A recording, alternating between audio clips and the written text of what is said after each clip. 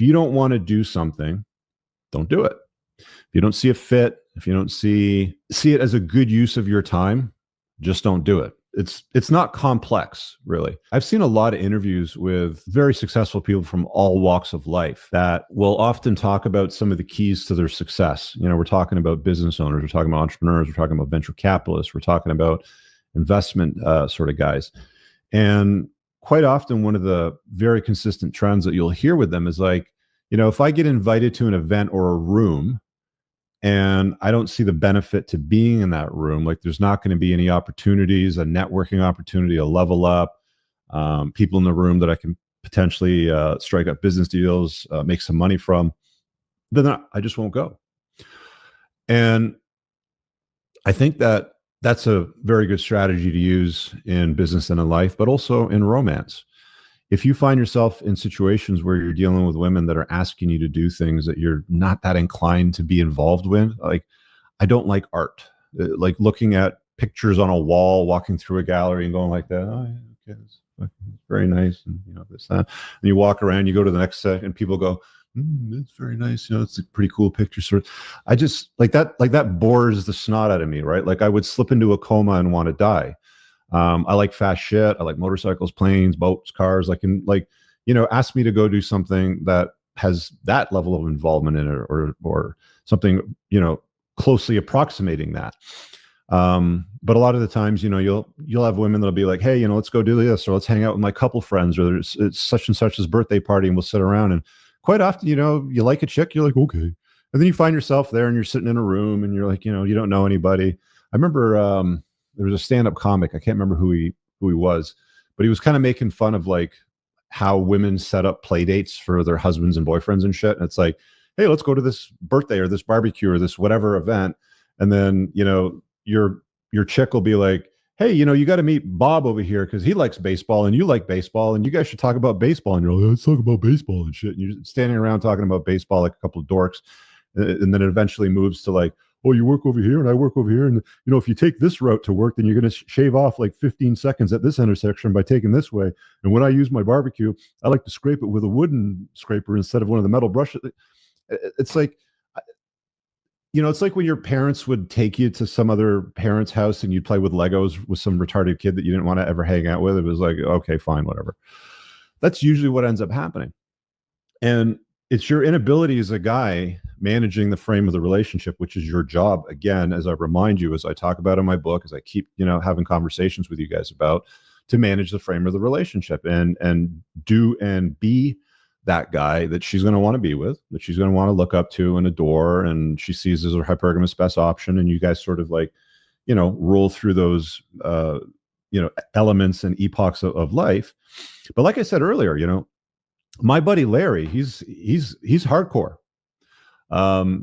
He'll probably at some point find a chick that'll absolutely put up with all that shit, and they'll just be like, oh, okay, I'll just go to the birthday party by myself. Or, hey, Larry, do you want to go to the Woofstock event? And be like, yeah, no, I'm good. And she'll be fine. She'll go by herself, or she'll bring a girlfriend or some shit like that. But a lot of women today will, you can go right back to the betatization thing. That's all that it really boils down to, is they'll systematically, unknowingly do things to you that make you less attractive to them. By the time you start saying yes to shit, you might as well get one of these fucking stamps and just stamp yes, yes, yes, yes, yes, yes, like the yes honey stamp sort of thing. And you're just doing everything. And before you know it, you're like an accessory to her agenda, her schedule, to her friends' brunch meetings and shit with the cute couple thing. And, you sort of go along for all those rides, and you drive her up there in your nice car, and you're a nice, tall, handsome guy that shows up, and they're like, oh, what is this guy doing? All these sort of like stories and events sort of ensue. But it's these sequential yes, yes, yeses, yeses to everything that you slowly lose the power in the relationship to her. That's how you lose the frame, by constantly agreeing to everything. So be more like Larry. There's this video game that we used to play when we were kids called Leisure Suit Larry. I don't know if you guys ever played it, but it's old as fuck. You used to play it on like PCs. But Larry has something going on there, right? I think if you have to make a decision between doing something, maybe ask yourself, what would Lair do in this situation, right? Would he say yes or would he say no?